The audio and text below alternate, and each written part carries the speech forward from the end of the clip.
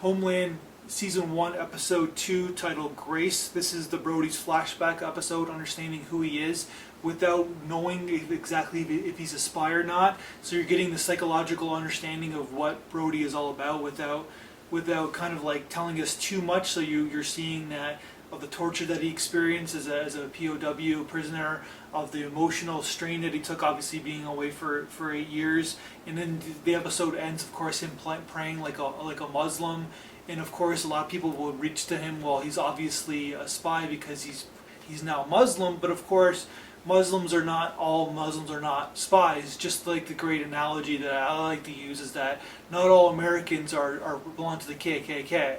You know what I mean? It's the same kind of analogy. There's just as many Muslims out there who are fine. So just because he turned Muslim doesn't mean he is a spy. Anyway, so basically he's got the emotional issues as well. Well, the guy's been in camp for like 8 years. He's been gone for 8 years. What do you expect from the guy? He hits the reporter, and then you got his feeling of the military, kind of like the BS, his feeling of the military to his friend, whose friend is sleeping with his hot wife, by the way. By the way, his wife is so hot. Who's that? It's the girl from Firefly or Viper or whatever that got canceled on ABC.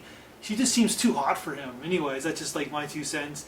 And then he's just an interesting guy. Brody's like, it's a very interesting actor, the guy from Band of Brothers, and it's like he's kind of playing a different kind of stoic character, but he's got more darkness inside of him than his character in Band of Brothers. He's kind of got like that Opie look, but at the same time he's very dark, and you kind of like can see that he can kill somebody. And then of course during that you got Carrie kind of like doing her whole like obsessive over him and like really kind of voyeuring onto his life, and she's taking antipsychotic pills, and you're wondering, holy cow, like what?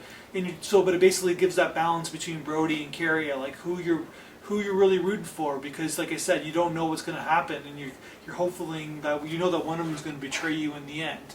But then again, this is Baker's the 24 guy, so you know there's going to be a third betrayer out there, or even a fourth betrayer out there, because that's what these guys do. That's my review.